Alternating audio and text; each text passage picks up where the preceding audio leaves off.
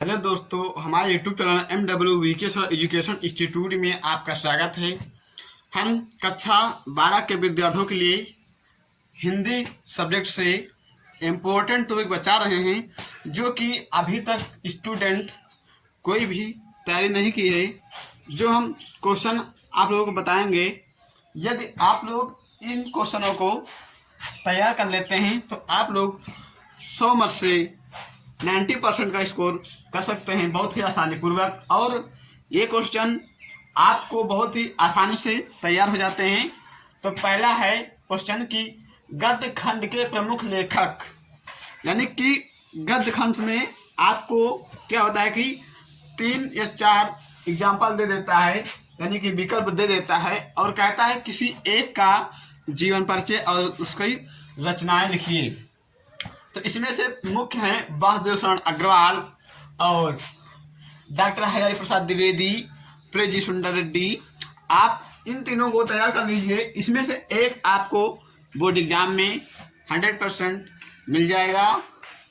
तो आप लोग इसमें से तीनों को तैयार करिए और इसमें से एक आपको पक्का है बोर्ड एग्जाम में मिल जाएगा। अगला है काव्य खंड के प्रमुख लेखक। अब काव्य खंड के प्रमुख लेखक हम बता रहे हैं।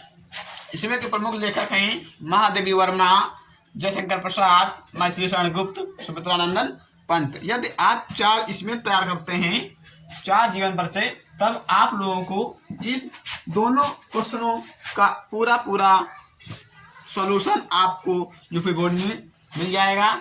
इसमें महादेवी वर्मा का और सुमित्रानंदन पंत का, जयशंकर प्रसाद का, मैथिली शरण गुप्त का, इन्हीं में से किसी एक का पूछ लेता है, बस आगे नहीं पूछता है।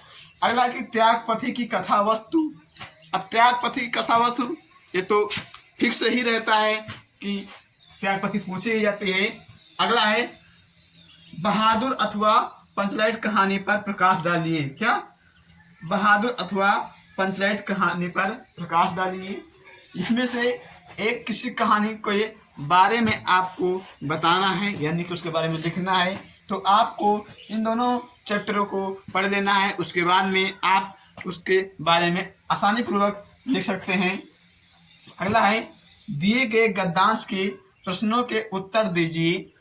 आपको गद्य से 2 पैराग्राफ देता है, कितने? 2 देता है और इसमें से नीचे क्या होता है, क्वेश्चन दे रहता है और उसी में से आप लोगों को उस पैसेज को पढ़ करके, यानी कि उस गद्यांश को पढ़ करके उन दिए गए क्वेश्चनों को आंसर देना होता है।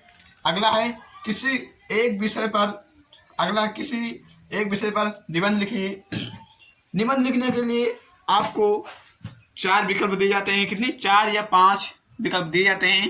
उसमें से किसी एक पर निबंध लिखना होता है। बेरोजगारी है, दहेज प्रथा है, विज्ञान के चमत्कार है, और क्या कहते हैं, पर्यावरण है, और गंगा की सफाई है। इन्हीं में से किसी एक के बारे में पूछेगा। अगला दिए गए किसी एक पद्यांश के प्रश्नों के उत्तर दीजिए। अब जो पद होता है उसमें भी आपको 2 पैराग्राफ देगा और कहेगा कि किसी एक पद्यांश का, यानी किसी एक का उत्तर दीजिए। उनके मतलब उसके नीचे क्वेश्चन दे रहते हैं और आपको उस पद्यांश को आसानी से पढ़ना है और दिए गए क्वेश्चनों का आसानी पूर्वक आंसर देना है। अगला है किसी एक मुहावरे का अर्थ लिखिए। आपको मुहावरे पता होने चाहिए। आपकी बुकों में बहुत सारे मुहावरे दिए गए हैं, तो आप लोग उन मुहावरे को पढ़ लीजिए और उसी में से कोई एक मुहावरा आपको उसका बताना है। और मुहावरे कम से कम आपको विकल्प में 4 दिए जाएंगे। उसमें से किसी एक को जो आपको क्लियर पता है उसी को आपको आंसर देना है। अगला है और उसका क्या करना, एक वाक्य प्रयोग भी करना है। क्या करना है? मुहावरे का अर्थ लिखना है और उसका एक वाक्य प्रयोग करना है। अगला है विभक्ति और वचन लिखिए। विभक्ति आती है, वचन आता है, यानी कि विभक्तियाँ आएंगी। दे दिया जाएगा एक क्वेश्चन, आपको उसमें से कहेगा कि बताइए कि इसमें से कौन सी किस विभक्ति का और किस वचन का है। ये आपको इस प्रकार से एक क्वेश्चन मिलता है यूपी बोर्ड में। अगला है दिए गए युग्म की सही अर्थ लिखिए। यानी कि दिए गए युग्म का सही अर्थ लिखिए। यहाँ का होना चाहिए, मिस्टेक हो गया है। दिए गए युग्म का सही अर्थ लिखिए। यानी कि आपको क्या होगा कि जोड़ा दिया रह जाएगा, दो शब्द दे रहेंगे और उसमें से कहेगा इन दोनों शब्दों का आप क्या कीजिए, अर्थ लिखिए। अगला है किसी वाक्य के किसी ये वाला दिए गए शब्दों में से किसी एक शब्द के दो अर्थ लिखिए। अब आपको पर्यायवाची कहते हैं, उन्हीं के बारे में कह रहा है कि दिए गए में से किसी एक वर्ड के दो शब्द लिखिए, जो पर्यायवाची होती है उसी के बारे में आपको यह करना है। अगर किसी वाक्य के लिए एक शब्द बनाइए। अब कोई वाक्य बड़ा है तो उसमें का जैसे कि तिराहा, मतलब कि तिराहा यानी कि तीन राहों का समूह, तो यानी जो तीन राहों का समूह होता है उसको आप तिराहा कह सकते हैं। जो चार राहों का समूह होता है उसको आप चौराहा कह सकते हैं। तो इस प्रकार से आपको एक वाक्य में बनाना है। अगला है तो निम्न में से किन्हीं दो वाक्यों को शुद्ध कीजिए।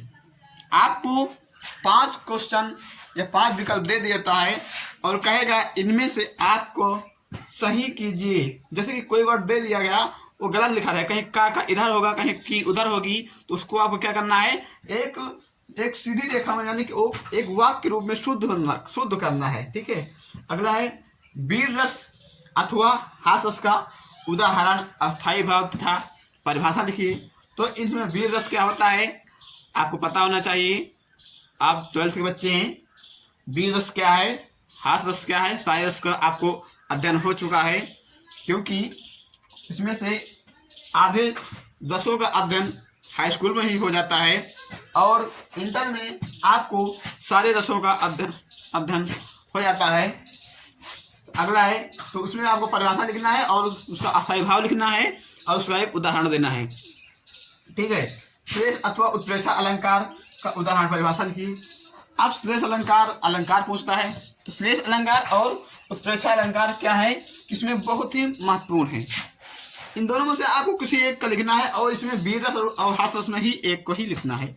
इसमें भी ये दोनों आपको तैयार कर लेना है तो आपको फिक्स से मिल जाएगा बोर्ड एग्जाम में।